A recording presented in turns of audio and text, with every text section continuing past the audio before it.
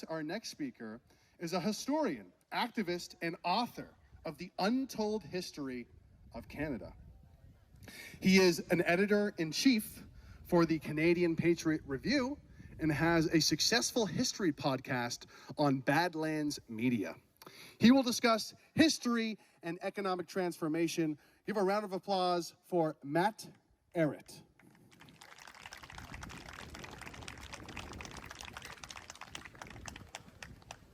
All right, thank you, everybody. I'd like to extend a thanks to Tish Conlin, to Maxime Bernier, and to everyone here for really picking up the torch when it is needed. Cynthia, my wife, and myself, we had sort of come here in a very unexpected way. We were doing a cross-Canada tour. We were speaking in Calgary, and we decided, hey, well, on the way back to Montreal, let's go to Toronto. Let's see what's going on in Toronto. We'll do a little show there, too. And then Tish calls us up and said, well, hey, if you're going to be in Toronto, why don't you come to my event on Saturday? So it kind of just worked out. We saw the higher force of God at work, so we're like, oh, yes, please. So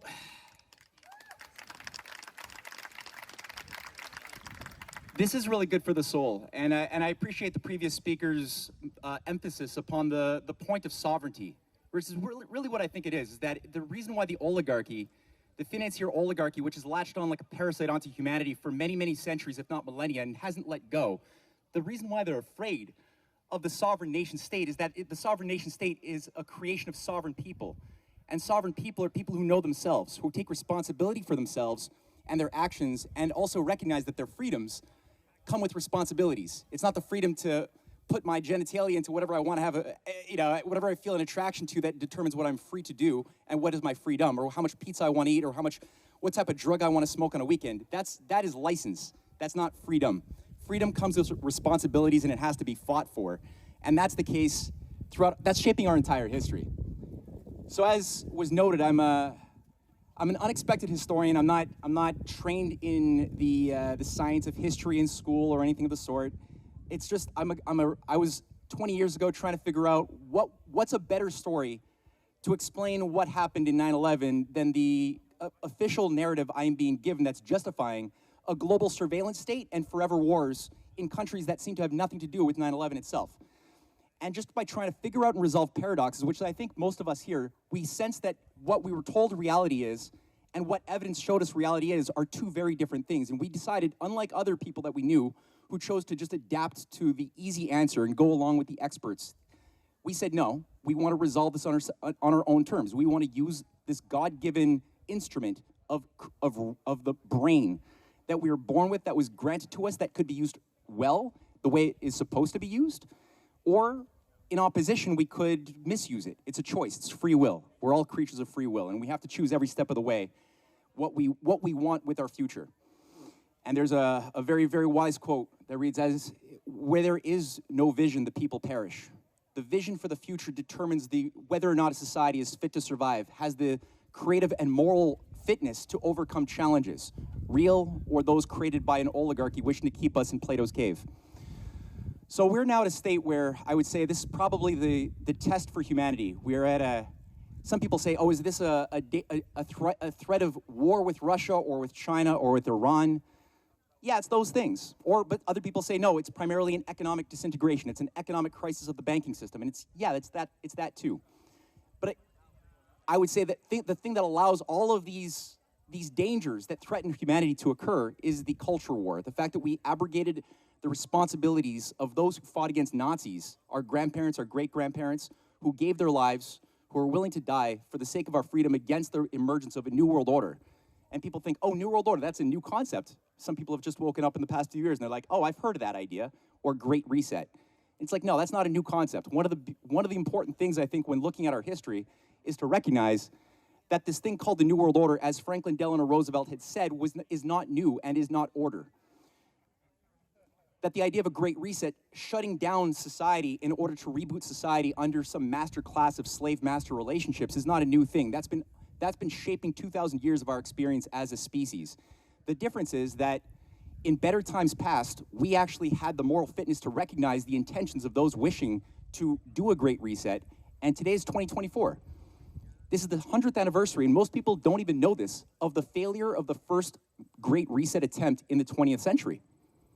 That's something that I only recently discovered, that there was coming out of the orchestration of World War I, an artificial banker's war, that even today, most historians that you encounter will not give you a real good reason why World War I happened.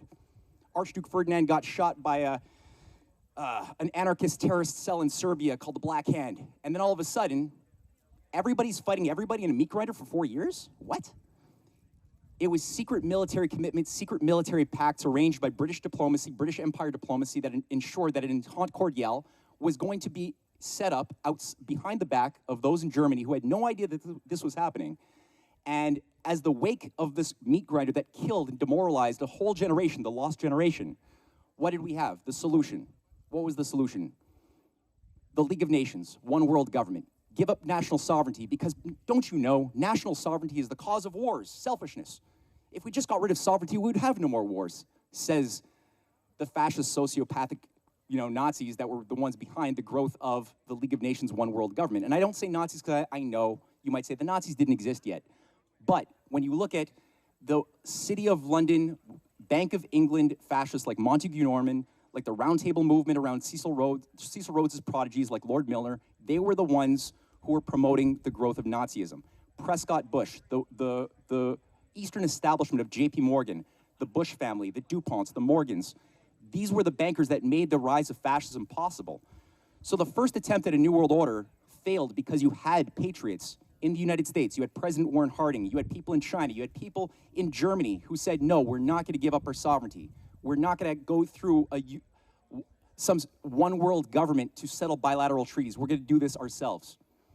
And that ensured that this failed. And they had to try again for a second, after a few dead bodies, I might add. But then they had to try again through the orchestration of the Great Depression, right? The transformation of a viable industrial economy of the 1920s into a speculative bubble upon bubble of unpayable debts that could be orchestrated to blow at a coordinated moment when the broker call loans were called in 1929 on a certain day. And only those in the know who were part of the J.P. Morgan preferred clients list were able to sell their stocks short and then buy up for pennies on the dollar after the blowout real estate, farmland, and this was the biggest wealth transfer we had ever seen. And those in the know who were part of that were also funding fascism as the solution to Germany's problems that had been created also as hyperinflation earlier on, right? Hjalmar Schacht, the Nazi finance minister, a protege of Montague Norman, was brought in to tell the Germans earlier on in 1923, hey, you're wiping your bums with toilet paper with money, because toilet paper is costing you billions of marks. But we have a solution. You're starving, just bring in your wheelbarrows of marks and we'll give you the shiny new Rentenmark. But it's gonna come with new rules of economic behavior. And Hjalmar Schacht enforced that, and the people democratically would not accept that, only accepted that to a point. And that's where fascism was needed. The idea of the enabling acts, right? The dictatorial claims that Hitler made in response to the burning down of the Reichstag. The first inside job, the first 9/11 that was done by the high-level SS Nazis as a way to get over the troublesome issues of democracy and the democratic Weimar.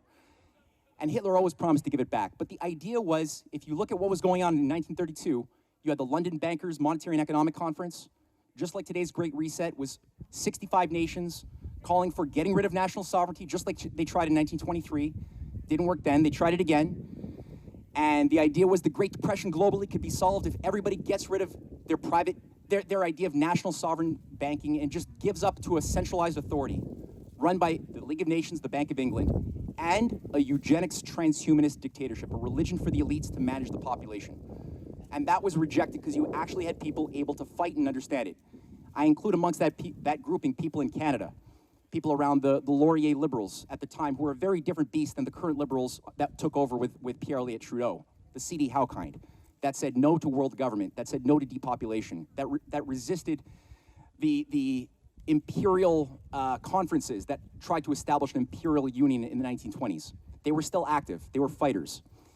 And Franklin Roosevelt, who I already cited as somebody who called out the New World Order as something not new and not order, pulled out the US delegations and sabotaged the London Central Bankers Conference, buying us some more time.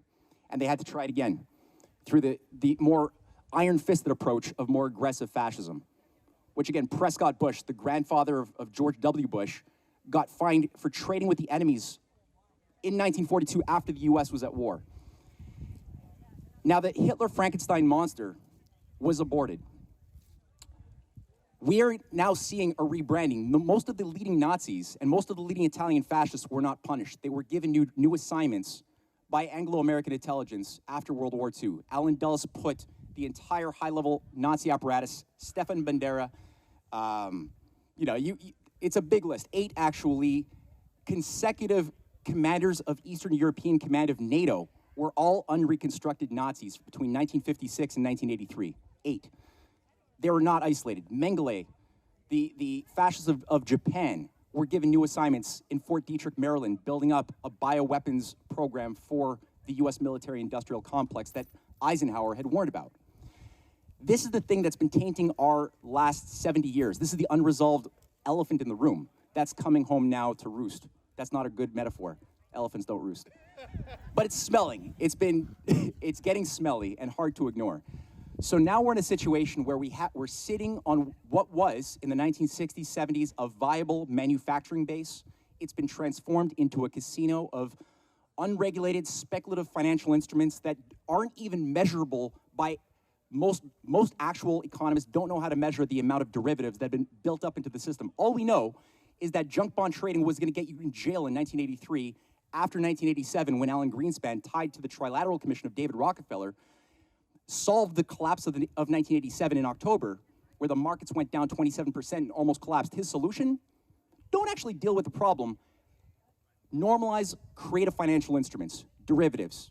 Allow people to bundle and speculate upon the future prices of debt-based commodities that are not even tied to anything real. It had already been sliding in that direction since the 70s, but it accelerated fast by that point. Canada lost our 4 pillars, the banking regulation that kept speculative banking separated from clean banking and insurance and trust. That was all taken down onto the Big Bang, the universalization of banking, overseen by these same Rothschild, City of London connected bankers that had brought us fascism in the first place. They went and did it again to undermine the power of the sovereign nation state, to stand up in defense of the people in opposition to the very same transhumanist financial oligarchy that has always wanted the same thing that they wanted 1,000 years ago. Forever wars, stupid people, depopulation, that's it. That's the formula. So everything that could resist that, they've been trying to undermine from within. And now we're sitting at, the last thing I've seen is about an $800 trillion derivatives bubble that we've been bailing out since 2008. On top of the fact that this thing can only be extended so far before hyperinflation hits, just like it did the Germans in 1923, we have a limited amount of time to look at where is the world going. We have those who want to kick over the chessboard, right, and deal with the economic crisis by not dealing with it, but by launching a war with countries we shouldn't be at war with.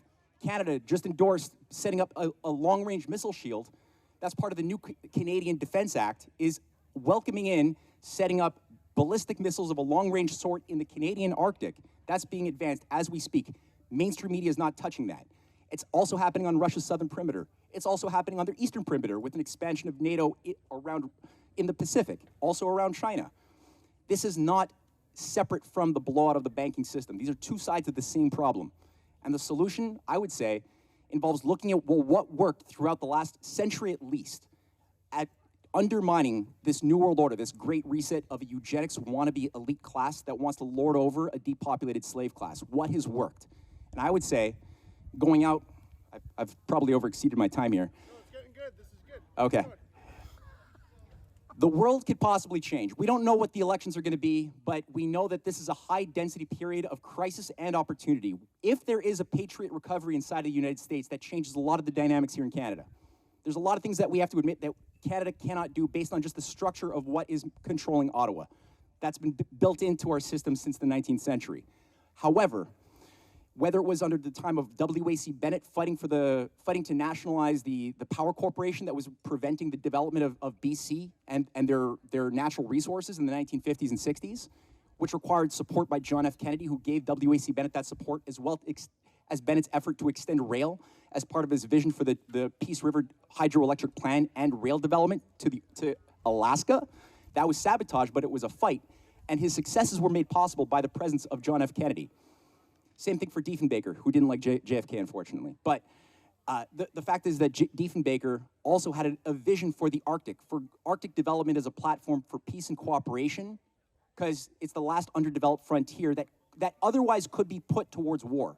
And we've had just the very same war hawks that killed JFK, that undermined Diefenbaker, and that really ran a sort of Trump-gate type of operation to oust Diefenbaker in '63. That's a whole story. I wrote a book on it.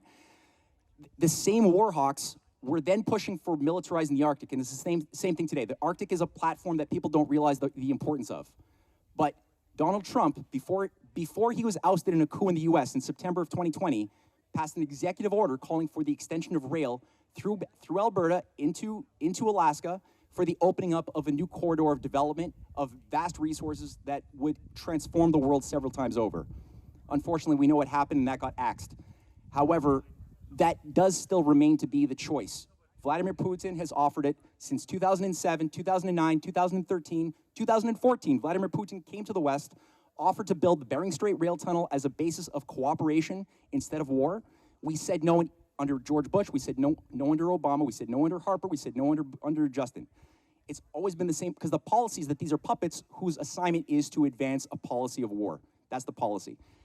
So if we actually have an educated population that understands these historical dynamics, that understands the connection of the economic meltdown and the drive for war, just like it was the case leading up to World War I and World War II, and understands what to demand for and how to organize, then we have, I think, a real shot at a solution. And if Trump and if the Patriots are able to recapture control, in spite of the Trojan horses that we know are embedded within or that are trying to infiltrate the conservative voice, we know that there's Trojan horses. But if that actual more competent patriot movement is able to succeed, then that does change the dynamic of the conversations that we can have in Canada. So I'll leave it with that open statement right there, and I'll let Maxime Bernier blow you guys away with some more material. Thank you.